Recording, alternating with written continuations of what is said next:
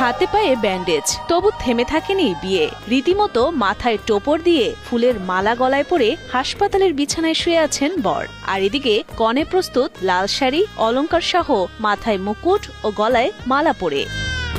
শুরুতেই মালা বদল করে নিল বর কনে।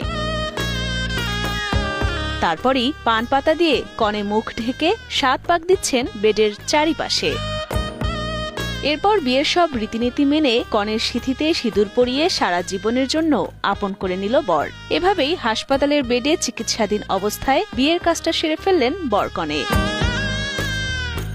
বরকনের পরিবার ও স্বজনদের উদ্যোগে ব্যতিক্রমী এই বিয়ে হয় মানিকগঞ্জের একটি বেসরকারি হাসপাতালে। শরীরের ব্যথা যন্ত্রণা ভুলে হাসপাতালে কাটানোর সময় হয়ে উঠল নতুন দম্পতির জীবনের সবচেয়ে স্মরণীয় দিন। জানা গেছে, চিকিৎসাধীন বর আনন্দ সাহা মানিকগঞ্জের সদর উপজেলার বাসিন্দা এবং কনে অমৃতা সরকারের বাড়ি একই জেলার ঘিওর উপজেলার বানিয়াচুরি গ্রামে। তাদের বিয়ের দিন তারিখ ঠিক ছিল আগে থেকেই, কিন্তু সড়ক দুর্ঘটনায় গুরুতর আহত হওয়ায় হাসপাতালে 2 সপ্তাহ ধরে চিকিৎসা নিচ্ছেন আনন্দ সাহা। তবে বিয়ের দিনক্ষণ যাতে না পেছোয় এবং লগ্ন ঠিক রাখতেই উভয় পরিবারের সম্মতিতে এবং হাসপাতাল কর্তৃপক্ষের অনুমতি নিয়ে 4 সেপ্টেম্বর বৃহস্পতিবার রাতে হাসপাতালের একটি কক্ষে তাদের বিয়ে অনুষ্ঠিত হয়। উপস্থিত সকলেই শুভেচ্ছা জানান নবদম্পতিকে। গত 26 আগস্ট তিনি আমাদের হাসপাতালে সড়ক দুর্ঘটনাজনিত কারণে ভর্তি হয় এবং তার 2 হাতের হাড় এবং পায়ের হাড় ক্ষতিগ্রস্ত হয়। প্রথমে তিনি আশঙ্কাজনক অবস্থায় ছিলেন, পরবর্তীতে তার অবস্থার উন্নতি হয়।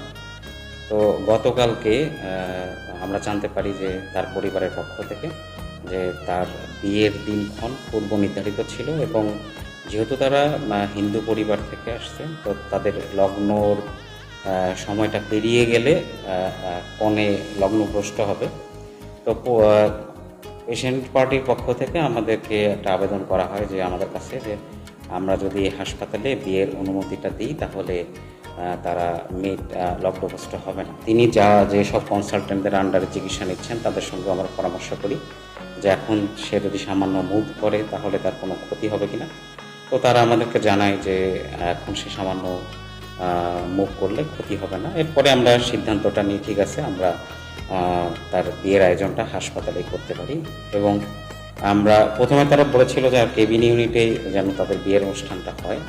পরে আমরা নিজেরা বসে আলোচনা করে আমাদের হসপিটালে যেহেতু কিছু কিছু অংশ এখন আছে যেটা এখনও ব্যবহার করা হচ্ছে না, ওই একটা আইসোলেটেড অংশে আমরা আমাদের হসপিটালের যেসব ফার্নিচার আছে সেগুলো দিয়ে আমরা সাজিয়ে দিই এবং গতকাল 9টার সময় তাদের বিয়েটা সুন্দরভাবে